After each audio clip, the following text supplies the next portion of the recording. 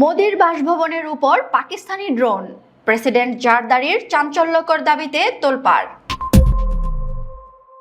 ভারত ও পাকিস্তানের মধ্যকার উত্তেজনাপূর্ণ সম্পর্কের ইতিহাসে এক নতুন এবং বিস্ফোরক দাবি করেছে পাকিস্তানের প্রেসিডেন্ট আসিফ আলী জারদারি। তিনি দাবি করেছেন, গত বছর দুই দেশের মধ্যে চলা যুদ্ধের সময় পাকিস্তানের একটি ড্রোন ভারতের প্রধানমন্ত্রী নরেন্দ্র মোদীর সরকারি বাসভবনের অত্যন্ত কাছাকাছি পৌঁছে গিয়েছিল এবং সেখানে দীর্ঘক্ষণ অবস্থান করেছিল। এই চাঞ্চল্যকর তথ্য দক্ষিণ এশিয়ার ভূ রাজনীতিতে নতুন করে শোরগোল শুরু হয়েছে। সম্প্রতি সিন্ধু প্রদেশের মোরতে আয়োজিত এক বিশাল জনসভায় ভাষণ দেওয়ার সময় আসিফ আলী জারদারি এই দাবি করেন। তিনি বলেন, গত বছর ভারত ও পাকিস্তানের মধ্যে যখন তুমুল উত্তেজনা ও যুদ্ধ পরিস্থিতি বিরাজ করছিল, তখন পাকিস্তান বিমান বাহিনীর ড্রোন ভারতের নিশ্ছিদ্র প্রতিরক্ষা বলয় ভেদ করতে সক্ষম হয়েছিল। এনডিটিভি সহ ভারতের বিভিন্ন জাতীয় গণমাধ্যম জারদারির এই বক্তব্যের বরাত দিয়ে প্রতিবেদন প্রকাশ করেছে।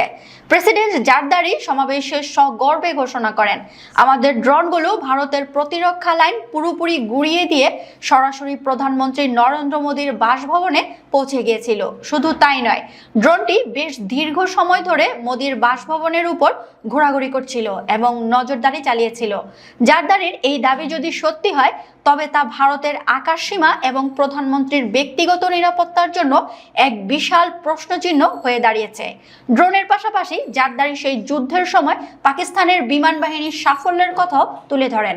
তিনি দাবি করেন, পাকিস্তানের দক্ষ বৈমানিকরা ভারতীয় বিমান বাহিনীর সাথে আকাশ যুদ্ধে অভূতপূর্ব সাফল্য দেখিয়েছেন এবং ভারতের অন্তত 8টি যুদ্ধ বিমান ভূপাতিত করেছেন। যদিও ভারত বরাবরই এই ধরনের দাবি প্রত্যাখ্যান করে আসছে, তবে জারদারির এই বক্তব্য পাকিস্তানের অভ্যন্তরীণ রাজনীতিতে নতুন করে উদ্দীপনা তৈরি করছে। এই উত্তেজনার সূত্রপাত হয়েছিল 2025 সালের 22 এপ্রিল।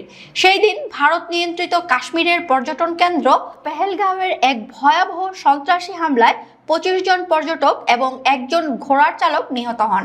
এই ঘটনার পর ভারত ও পাকিস্তানের মধ্যে চরম উত্তেজনা ছড়িয়ে পড়ে।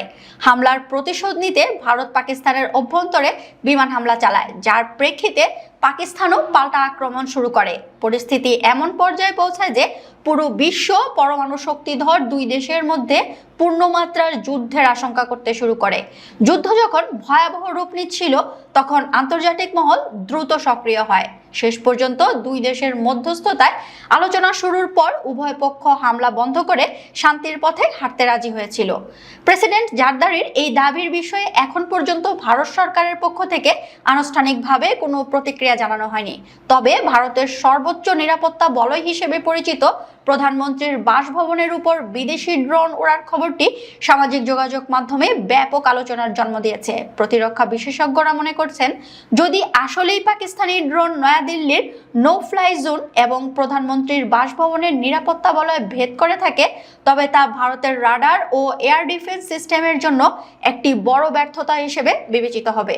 সব মিলিয়ে আসিফ আলী জারদারির এই মন্তব্য ভারত পাকিস্তান সম্পর্কের শীতল বরফকে আবারও উত্তপ্ত করে তুলেছে।